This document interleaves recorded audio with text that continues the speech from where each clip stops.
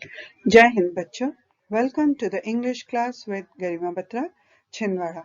इसके पहले हमने इंग्लिश ग्रामर का डू एज डायरेक्टेड का पार्ट 1 देखा था और वो बहुत ज़्यादा लंबा हो रहा था, 1 घंटे से ज़्यादा का, इसलिए हमने उसको 2 भागों में बांटा, पार्ट 1 और पार्ट 2। तो आज यहाँ पर हम देखने जा रहे हैं पार्ट 2, जो कि विमर्श पोर्टल पर अपलोडेड क्वेश्चन बैंक का सॉल्यूशंस है और उनके रीजंस हैं। आप इन्हें अच्छे से समझने की कोशिश कीजिए।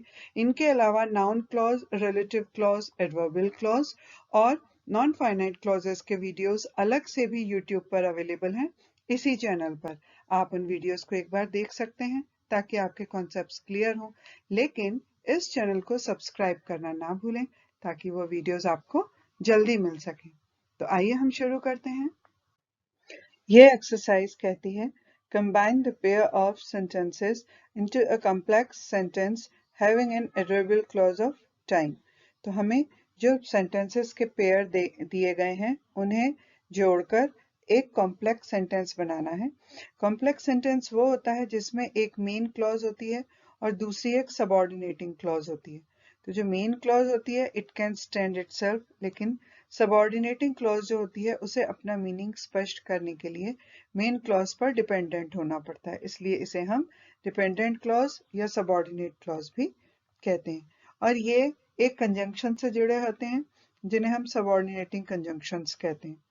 तो सबसे पहले हम ये देखते हैं कि एडवर्बियल क्लॉज ऑफ टाइम क्या होती है।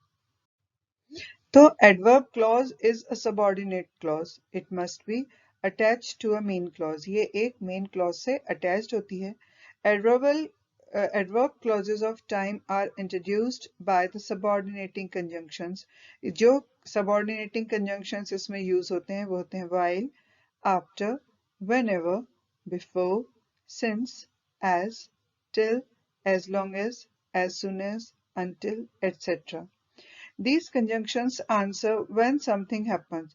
तो मेन क्लॉज में जो एक्शन दिया रहता है वो किस समय पर हो रहा है उसे बताने के लिए एडवर्बियल क्लॉज ऑफ टाइम का प्रयोग किया जाता है। For example, they hiked before they at dinner. तो बिफोर यहाँ पर सबऑर्डिनेटिंग कंजंक्शन है, दे एट डिनर ये सबऑर्डिनेट क्लॉज है या एडवर्बियल क्लॉज ऑफ टाइम है, और दे हाइक जो है यह है मेन क्लॉज। सेकेंड है while you were playing I was working।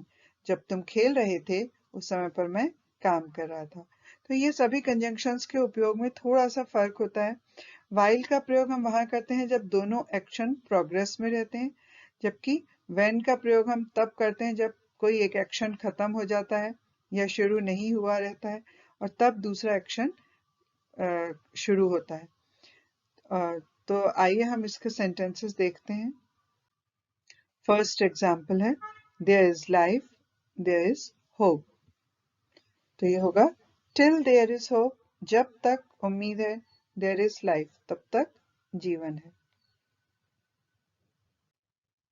Second है there is unity in our country, हमारे देश में एकता है।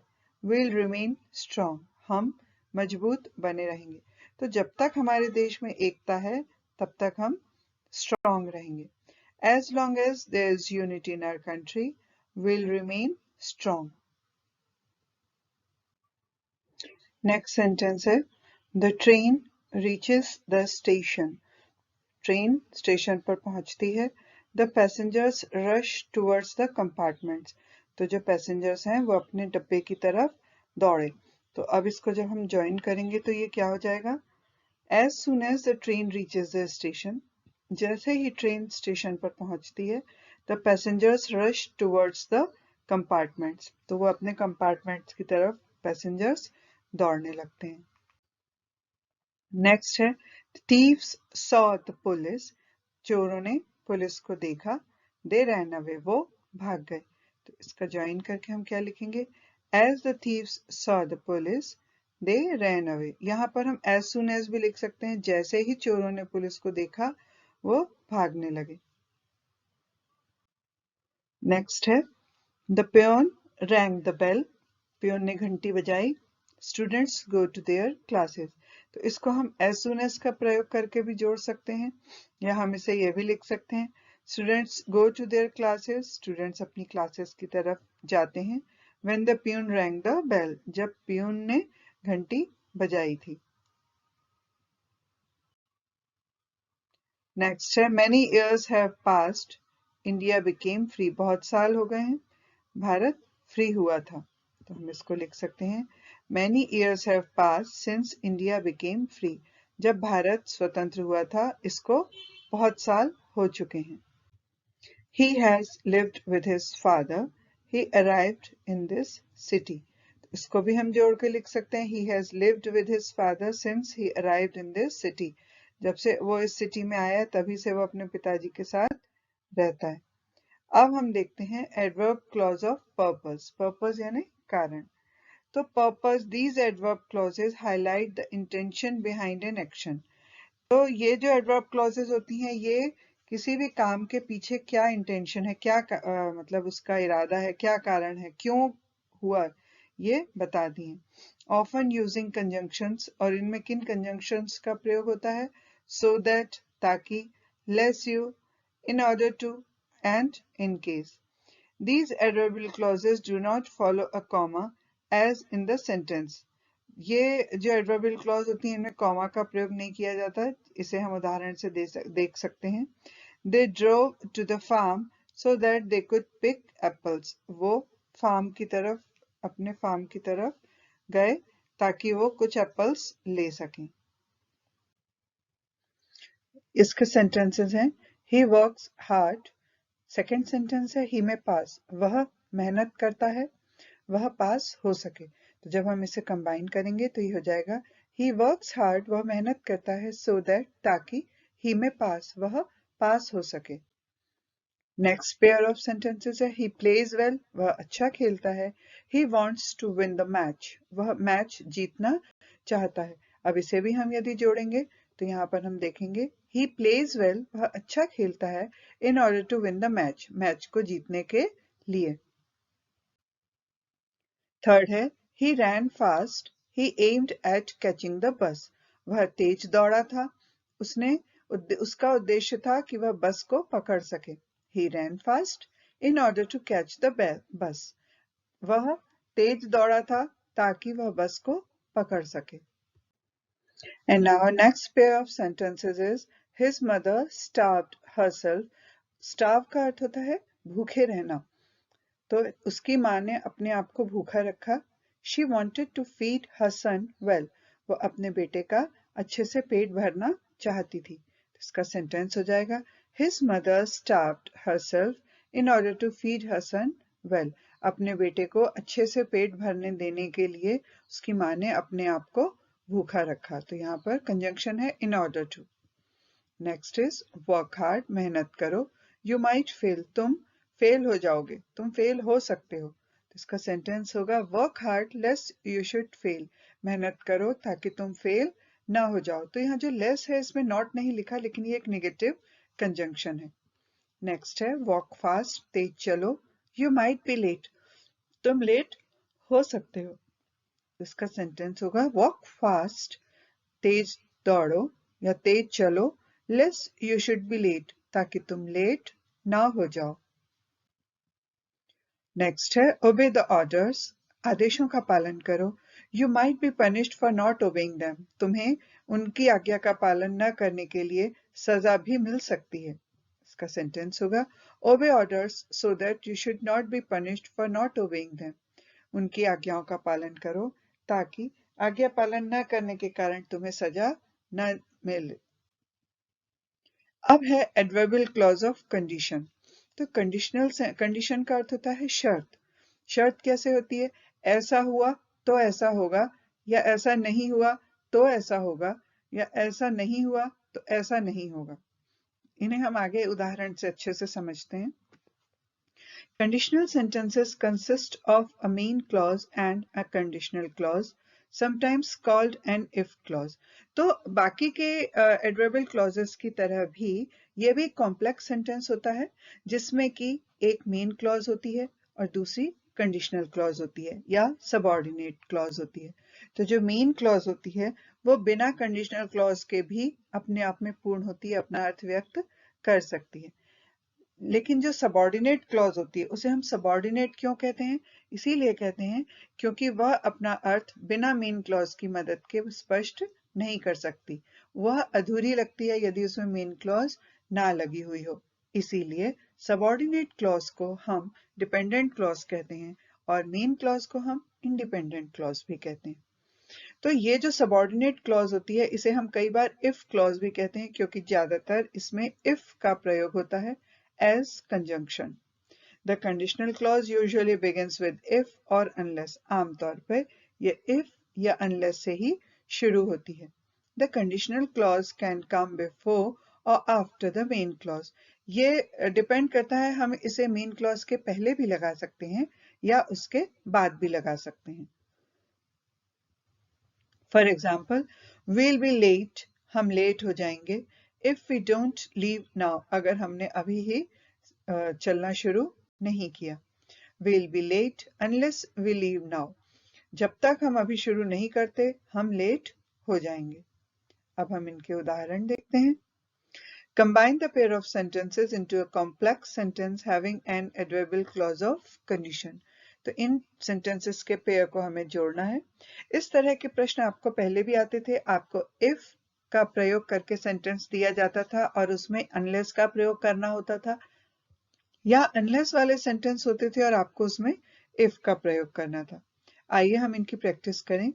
You speak the truth. तुम सच बोलते हो. You will be pardon. तुम्हें माफ कर दिया जाएगा. इसका सेंटेंस बन जाएगा यू विल बी पार्डन. तुम्हें माफ कर दिया जाएगा if you speak the truth. यदि तुम सच बोलते हो.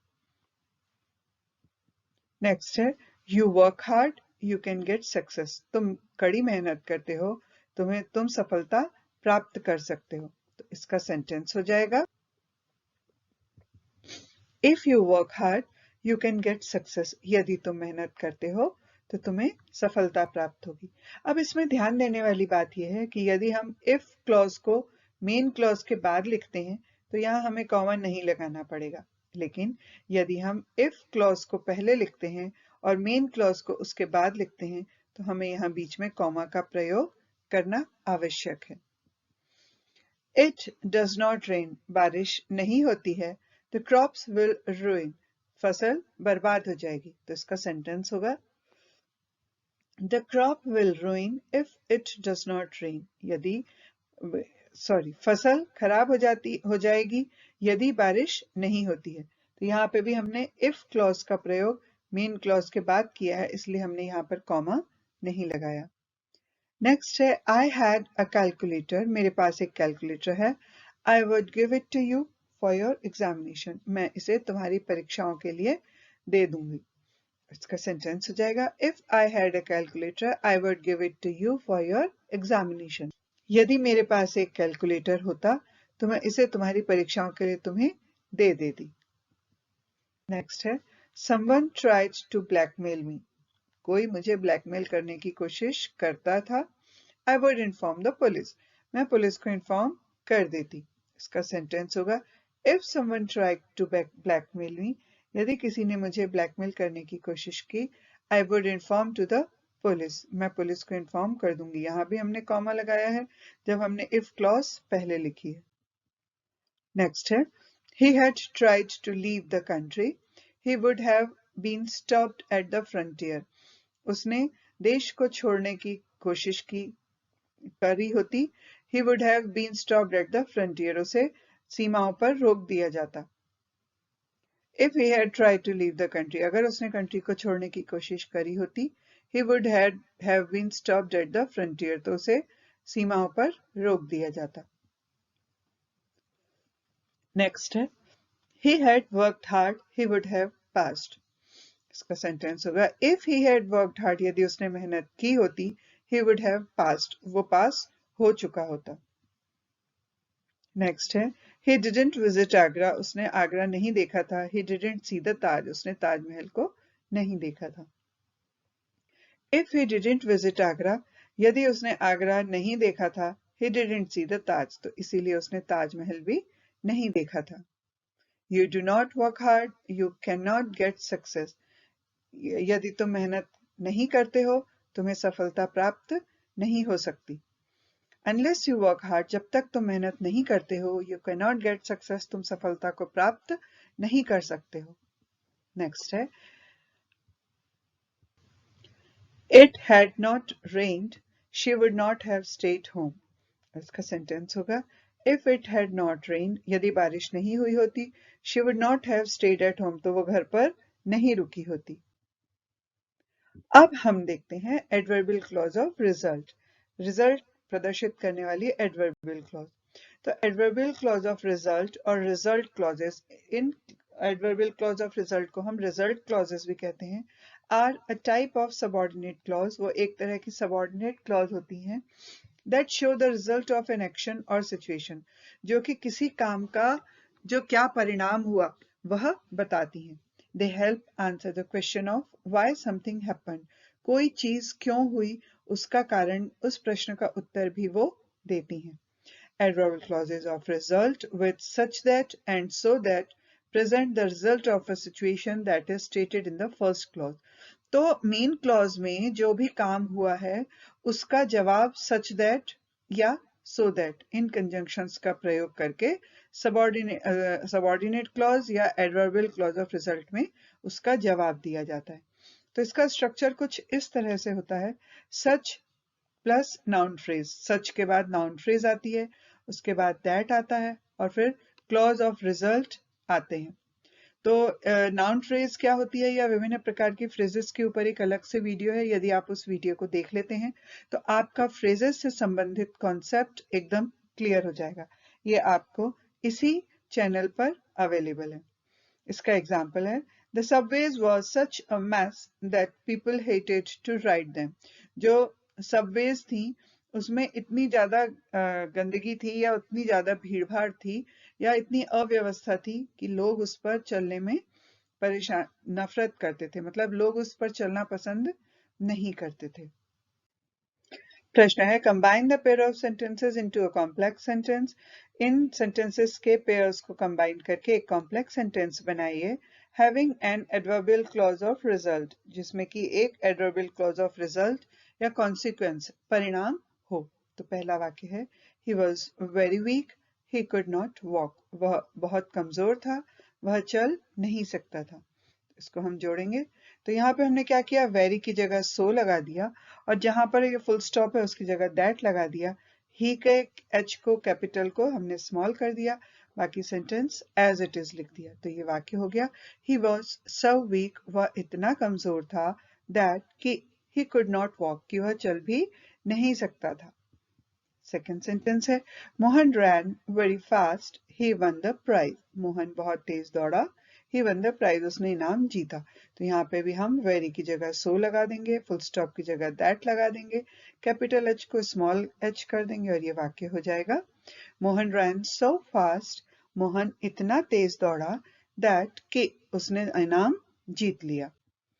नेक्स्ट है, आई एम बिजी, मैं व्यस्त हूँ, I can't go to the cinema, मैं सिनेमा देखने या फिल्म देखने नहीं जा सकता। इसका सेंटेंस होगा, आई एम सो बिजी, मैं इतना व्यस्त हूँ, दैट कि I can't go to the cinema, कि मैं सिनेमा देखने नहीं जा सकता। नेक्स्ट है, that conductor was very experienced, वह जो कंडक्टर था, जो बसेस के कंडक्टर होते हैं, वह इतना अनुभवी था, वह बहुत अनुभवी था। He could not mind harsh words, कि यदि कोई उससे सख्त शब्दों में या कड़े शब्दों में बात करे तो उसका बुरा नहीं मानता था। तो इसको जोड़ के हम लिखेंगे तो क्या होगा, that conductor is so experienced, वह कंडक्टर इतना ज्यादा अनुभवी है, दैट कि he could not mind harsh word, कि वो बुरे बोली गई बातों का बुरा नहीं मानता।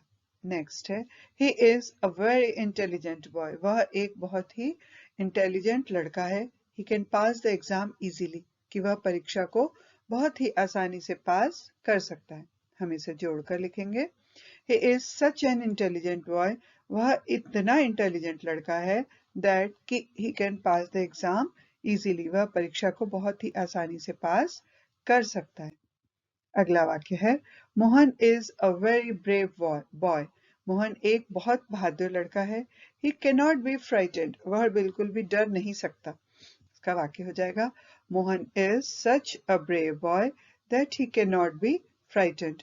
मोहन इतना बहादुर लड़का है कि वह डर नहीं सकता। अगला वाक्य है The box was very heavy.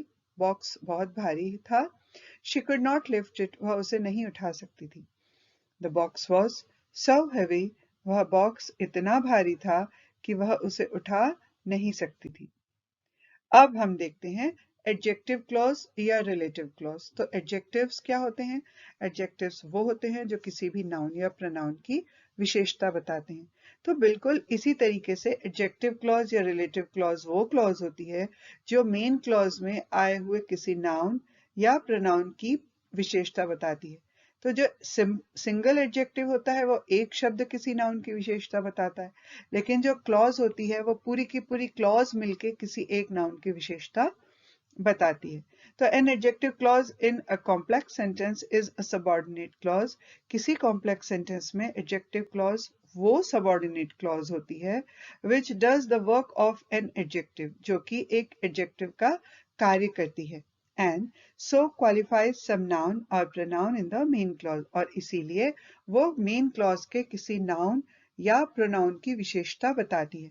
It is introduced by a relative pronoun or by a relative adverb, और ये किसी relative pronoun या relative adverb के द्वारा प्रदर्शित की जाती है। Example, he is the man whom we all respect. वह आदमी है जिसे की हम सभी आदर करते हैं। तो यहाँ पर जो whom है ये एक relative pronoun है।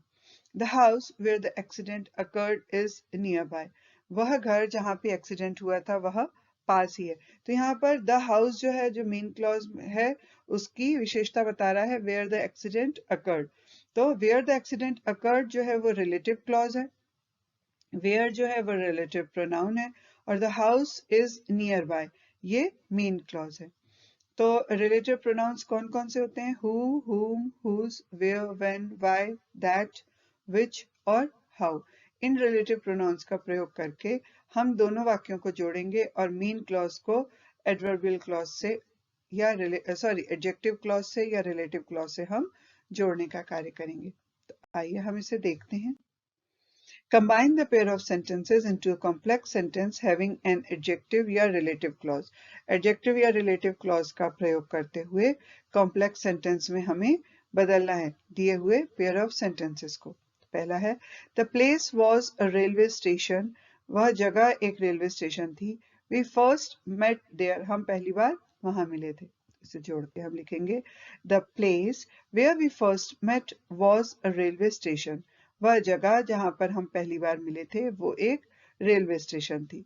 तो the place was a railway station main clause है, और वेयर वी फर्स्ट मेट ये आपकी एडजेक्टिव क्लॉज है या रिलेटिव क्लॉज है। तो ये जो एडजेक्टिव क्लॉज है ये कौन से नाउन को क्वालिफाई कर रही है? द प्लेस को। नेक्स्ट है I saw the Taj, it is in Agra. मैंने ताज को देखा था, वह आगरा में था। और इसका कॉम्प्लेक्स सेंटेंस होगा I saw the Taj which is in Agra. मैंने ताज को देखा था जो कि आगरा में था। नेक्स्ट है the boy is my friend. लड़का मेरा दोस्त है। His father is the principle of this school. उसके पापा इस स्कूल के प्रिंसिपल हैं। तो अब इसको हम जोड़ के कैसे लिखेंगे? The boy whose father is the principal of this school is my friend. वो लड़का जिसके पिताजी इस स्कूल के प्रिंसिपल हैं वो मेरा दोस्त है। तो the boy is my friend main clause हुई, और whose father is the principal of this school ये आपकी सबऑर्डिनेट क्लॉज या एडजेक्टिव क्लॉज हुई। नेक्स्ट है the man is coming to tea. आदमी चाय पीने के लिए आ रहा है। You met him yesterday. तुम उससे कल मिले थे। इसका वाक्य हो जाएगा The man whom you met yesterday is coming to tea. वो आदमी जिसे तुम कल मिले थे वो चाय पीने के लिए आ रहा है। आपने इस चीज पर गौर किया होगा कि जब भी हम ये सबऑर्डिनेट क्लॉज लिखते हैं उसे हम मेन क्लॉज के उस नाउन के जस्ट बाद में लिखते हैं जिस नाउन को वो क्वालिफाई कर रही है। तो यहाँ पर whom you met yesterday जिससे तुम कल मिले थे, किससे कल मिले थे? उस आदमी से। तो ये जो द आदमी, द मैन, ये जो नाउन है इसी को ये सबऑर्डिनेट क्लॉज क्वालिफाई कर रही है और इसीलिए हमने इस सबऑर्डिनेट क्लॉज को इस नाउन के इमीडिएटली आफ्टर लिखा है। नेक्स्ट सेंटेंस है the man is his uncle. आदमी उसके चाचा है। The man came to see the teacher. जो टीचर से मिलने आया था। तो इसका सबऑर्डिनेट क्लॉज, इसका कॉम्प्लेक्स सेंटेंस होगा the man who came to see the teacher is his uncle। तो who came to see the teacher जो है वो क्या है, आपके एडजेक्टिव क्लॉज है, और the man is his uncle ये मेन क्लॉज है। तो हमने यहाँ पर भी the man नाउन के बिल्कुल बाद में सबऑर्डिनेट क्लॉज को लिखा है या एडजेक्टिव क्लॉज को लिखा है, क्योंकि ये क्लॉज जिस नाउन को क्वालिफाई कर रही है वो है the man। अगला वाक्य है this is the man stall your watch. यही वह आदमी है, इस आदमी ने तुम्हारी घड़ी चुराई थी। इसका सेंटेंस होगा दिस इज द मैन, यही वह आदमी है हु स्टोल योर वॉच, जिसने तुम्हारी घड़ी चुराई थी। नेक्स्ट है आई नो द मैन, मैं आदमी को जानता हूँ। You saw him at the station, तुमने उसे कल स्टेशन पर देखा था। इसका वाक्य होगा आई नो द मैन, मैं उस आदमी को जानता हूँ, whom जिसे you saw at the station, तुमने स्टेशन पर देखा था। The match was very thrilling, match बहुत रोमांचक है। We saw the match yesterday, match हमने कल देखा था। The match which we saw yesterday, वो मैच जिसे हमने कल देखा था, वॉज वेरी थ्रिलिंग, वो बहुत ही ज्यादा रोमांचक था। This is the school my father teachers here, यही वह स्कूल है, मेरे पिताजी यहाँ पर पढ़ाते हैं। तो दिस इज द स्कूल, यह वह स्कूल है, वेयर माई फादर टीचर्स, जहाँ मेरे पिताजी पढ़ाते हैं। तो combine the pair of sentences into a complex sentence having a noun clause। अब ये जो sentences का पेयर दिया है इसे आपको एक complex sentence में बदलना है noun clause का प्रयोग करते हुए। पहला वाक्य है he is honest, I do not doubt it। वह ईमानदार है, मुझे इस पर शक नहीं है। तो I do not doubt, मुझे शक नहीं है, that he is honest, कि वह ईमानदार है। I do not doubt, मुझे शक नहीं है किस बात पर, what, इस बात पर that he is honest, तो that यहाँ पर कंजंक्शन है। he will come today, वह आज आएगा। I am sure of it, मुझे इस बात पर विश्वास है। I am sure, मुझे पूरा विश्वास है। what, क्या श्योर है, मुझे ये श्योर है that कि he will come today। तो जब हमें what का प्रयोग करते हैं हम और हमें जवाब मिलता है तो वही नाउन क्लॉज होती है। अगला देखते हैं You have acted wrongly, तुमने गलत तरीके से व्यवहार किया। I believe so, मैं विश्वास करती हूँ। I believe, मैं ये मानती हूँ that you have acted wrongly, कि तुमने गलत व्यवहार किया। A lazy man injures no one but himself, एक आलसी आदमी किसी और को नहीं बल्कि अपने आप को ही नुकसान पहुंचाता है। This is not true, ये सच नहीं है। A lazy man injures no one but himself is not true। तो What is not true, क्या सच नहीं है? It is not true, ये सच नहीं है that कि a lazy man injures no one but himself, एक आलसी आदमी किसी और को नहीं बल्कि अपने आप को नुकसान पहुंचाता है। तो यहाँ पर भी हमने प्रश्न किया क्या सच नहीं है, तो उस क्या का हमें जब जवाब मिला तो वही नाउन क्लॉज है। Someone has been making a great noise, कोई बहुत ज्यादा शोर मचा रहा है। I should like to know the person, मैं उस व्यक्ति के बारे में जानना चाहता हूँ। I should like to know the person, मैं उस व्यक्ति के बारे में जानना चाहता हूँ। What, क्या जानना चाहते हो? Who has been making a great noise, कि कौन है जो शोर मचा रहा है। अगला पेयर ऑफ सेंटेंसेस है the messenger told us something about that matter. उस जो सूचना वाहक था उसने हमें उस बात के बारे में बताया था। I heard it, मैंने उसे सुना था। I heard, मैंने सुना था। क्या सुना था? What the messenger told us about that matter, कि हमें मैसेंजर ने उस बात के बारे में जो बताया था। I don't know, मैं नहीं जानता। Who is she, वह कौन है? I don't know, मैं नहीं जानता। क्या नहीं जानते? Who she is, कि वह कौन है। I can't say, मैं नहीं कह सकता। Is he ill, क्या वह बीमार है? I can't say, मैं नहीं कह सकता। क्या नहीं कह सकते? If he is ill, कि वह बीमार, कहीं वह बीमार तो नहीं है। टेल मी, मुझे बताओ, वेयर इज ही, वह कहाँ है। टेल मी, मुझे बताओ, क्या बताओ, कि वेयर ही इज, कि वह कहाँ है। अब यहाँ पर हम देखते हैं कि वेयर, इफ, हु, ये जो है ये भी कंजंक्शन का काम कर रहे हैं। तो यहाँ पर क्योंकि ये शब्द कंजंक्शन का काम कर रहे हैं इसलिए हम दैट का प्रयोग नहीं कर रहे यहाँ पर। नेक्स्ट है आई डोंट नो दिस, मैं यह नहीं जानती। वेयर डज ही लिव, वह कहाँ रहता है। वह आई डोंट नो, मैं नहीं जानती, क्या नहीं जानती, वेयर ही लिव्स, कि वह कहाँ रहता है। नेक्स्ट है द न्यूज इज दिस, समाचार यह है, India has one the match, Bharat ने मैच जीत लिया है। द न्यूज इज, समाचार है, क्या है, that India has one the match, कि इंडिया ने मैच जीत लिया है। नेक्स्ट somebody called me, किसी ने मुझे बुलाया। I don't know who, मैं नहीं जानता कौन। I don't know, मैं नहीं जानती, क्या नहीं जानती, who called me, कि मुझे किसने बुलाया। Can you tell me, क्या मुझे तुम बता सकते हो। How have you come, तुम कैसे आए।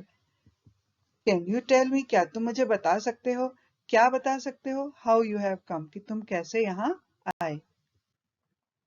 Now the question is combine the pair of sentences using a non-finite clause. Non-finite clauses के ऊपर एक अलग से वीडियो इसी चैनल पर है जिसे आप देखेंगे तो आपके कॉन्सेप्ट्स एकदम क्लियर हो जाएंगे। पहला सेंटेंस है he lied in the bed, वह बेड पर लेटा हुआ था। He was reading a novel, वह नॉवल पढ़ रहा था। तो ये हो जाएगा he lied in the bed reading a novel, वह बिस्तर पर लेटे हुए नॉवल पढ़ रहा था। नेक्स्ट है और lying in the bed he was reading a novel, बिस्तर में लेटे हुए वह नॉवल पढ़ रहा था। तो हम दोनों में से किसी भी तरीके से इसे लिख सकते हैं। नेक्स्ट है he sat in the tree, वह पेड़ पर बैठा हुआ था। he was cutting off a branch, वह एक शाखा काट रहा था। तो इसका हो जाएगा sitting in the tree, tree पर बैठे हुए he was cutting off a branch, वह एक ब्रांच काट रहा था। थर्ड है he opened the box, उसने बॉक्स को खोला। he took out a gun, उसने एक गन निकाली। तो ये हो जाएगा opening the box he took out a gun, box को खोलते हुए उसने एक गन को निकाला। नेक्स्ट है he heard the news, he felt very happy, उसने समाचार सुना, उसे बहुत खुशी हुई। hearing the news, न्यूज को सुनकर he felt very happy, उसे बहुत खुशी हुई। he reached home, he had a bath, वह घर पहुंचा, वह नहाया। having reached home, घर पहुंचने के बाद he had a bath, वह नहाया। the sun rose, सूरज उगा। the fog disappeared, जो धुंध थी वह गायब हो गई। तो इसका आंसर होगा the fog disappeared with the rising sun, उगते हुए सूर्य के साथ धुंध गायब हो गई। नेक्स्ट है he was defeated, he fled away, वह हार गया था, वह भाग गया। तो being defeated, हारते हुए, he fled away, जैसे ही वह हारा वह वहां से भाग गया। और having been defeated, हारने के बाद he fled away, वह वहां से भाग गया। नेक्स्ट है they were beaten up, उन्हें पीटा गया। they began to cry, उन्होंने रोना शुरू कर दिया। having been beaten up, पीटे जाने के बाद they began to cry, उन्होंने रोना शुरू कर दिया। I was asked, मुझसे पूछा गया था। I replied, मैंने जवाब दिया। Having been asked, पूछे जाने के बाद I replied, मैंने जवाब दिया। He studied well, उसने अच्छे से पढ़ाई की। He failed, वह फेल हो गया। तो even having studied well, बहुत पढ़ाई किए जाने के बाद भी he failed, वह फेल हो गया। He called them loudly, उसने उन्हें जोर से आवाज दी। They gave no answer, उन्होंने कोई जवाब नहीं दिया। Having been called loudly by him, उसके द्वारा जोर से आवाज दिए जाने के बाद भी they gave no answer, उन्होंने कोई जवाब नहीं दिया। He is healthy, he is intelligent also, वह स्वस्थ है, वह intelligent भी है। Being healthy, स्वस्थ होते हुए, he is intelligent also, वह intelligent भी है। He was late, वह late था। He was punished, उसे सजा दी गई।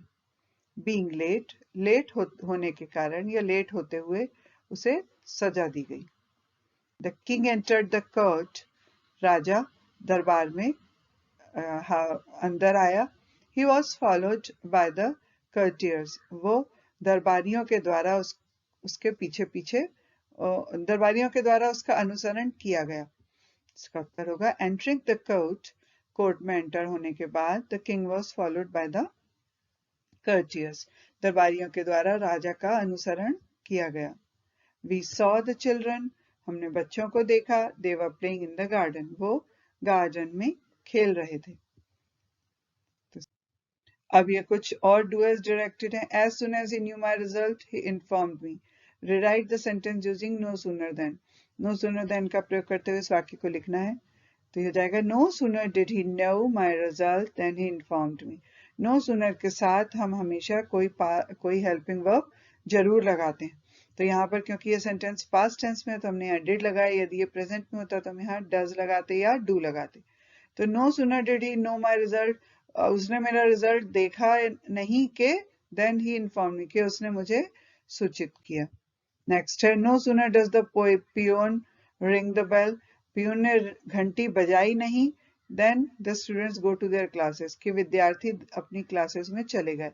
इस सेंटेंस को हमें दोबारा लिखना है एज सुन एज का प्रयोग करते हुए। तो एज सुन एज हमेशा हम, जैसे ये दो घटनाएं हैं कि पियोन ने घंटी बजाई और विद्यार्थी उनकी क्लास में गए, तो जो घटना पहले होती है हम उसके पहले एज सुन एज लगाते हैं और उसके बाद कॉमा लगाकर नेक्स्ट क्लॉज लिखते हैं। तो ये हो जाएगा as soon as the peon rings the bell, जैसे ही पियोन ने घंटी बजाई the students go to their classes, विद्यार्थी अपनी कक्षाओं में चले गए। नेक्स्ट है as soon as the guard wave the green flag, जैसे ही जो गार्ड था, जो संतरी था, उसने हरा झंडा हिलाया। The train stopped moving of, तो ट्रेन ने चलना शुरू कर दिया। तो the guard hardly waived the green flag, guard ने, इस वाक्य को हमें हार्डली वेन का प्रयोग करते हुए लिखना है। गार्ड ने हरा झंडा हिलाया नहीं कि ट्रेन ने चलना शुरू कर दिया। I had to take a taxi so that I might reach there in time. मुझे एक टैक्सी लेनी थी ताकि मैं अपने डेस्टिनेशन पर समय पर पहुंच सकूं। तो यहाँ पर टू का प्रयोग करना है। तो टू का प्रयोग करते हुए हमें ये याद रखना है कि इस वाली क्लॉज में जहां कहीं पे भी मेन वर्ब है, उस मेन वर्ब के पहले हमें टू लगाना है और उसके पहले के शब्दों को हमें डिलीट कर देना है। तो I had to take a taxi, मुझे एक टैक्सी लेनी थी। To reach there in time, तो यहाँ पर हम देखें so that I might reach में, यहाँ पर रीच जो है, ये जो सो दैट वाली क्लॉज है, जो एडवर्बियल क्लॉज ऑफ रीजन है, उसमें मेन वर्ब है रीच। तो हम क्या करेंगे, सो दैट आई माइट पूरा का पूरा हटा देंगे और उसकी जगह हम टू का प्रयोग करेंगे। तो ये सेंटेंस हो जाएगा I had to take a taxi to reach there in time. जैसे हमने पिछले वाक्य में देखा, बिल्कुल ऐसे ही यहाँ पर हम जो मेन वर्ब है उसके पहले के वाक्य जो है वो सो दैट से हटा देंगे और वहां पर टू लिख देंगे। वी ईट, हम खाते हैं। टू लिव, जीने के लिए। If he does not have time he will not help you, अगर उसके पास समय नहीं है तो वह तुम्हारी मदद नहीं करेगा। यहाँ पर अनलेस ही हैज टाइम, जब तक उसके पास समय नहीं होगा, he will not help you, वो तुम्हारी मदद नहीं करेगा। ये जो अनलेस और इफ वाले सेंटेंसेस हैं, इसके ऊपर मैंने अलग से भी एक वीडियो बनाया है। वो वीडियो भी आपकी बहुत मदद करेगा कॉन्सेप्ट समझने में, आप उसे भी देख सकते हैं। इसी चैनल पर वो अवेलेबल है। If it rains, we will not play. अगर बरसात होती है हम नहीं खेलेंगे। Unless it rains, जब तक बरसात नहीं होती, we will play, हम तब तक खेलेंगे। और जैसे ही बरसात होगी तो हम खेल बंद कर देंगे। Thank you for watching the video. I hope this video would be very useful for you. So keep watching and don't forget to subscribe the channel to get more videos for annual exams preparation. Writing section पर भी बहुत सारे videos इसी channel में हैं, grammar के ऊपर हैं, noun clause, subordinate clause, non finite clause, adverbial clause, adjective clause, ये सब क्लॉजेस के वीडियोस भी आपको इसी चैनल पर मिलेंगे। पर वो आपको मिल सके इसके लिए जरूरी है कि आप इस चैनल को सब्सक्राइब जरूर करें। जय हिंद।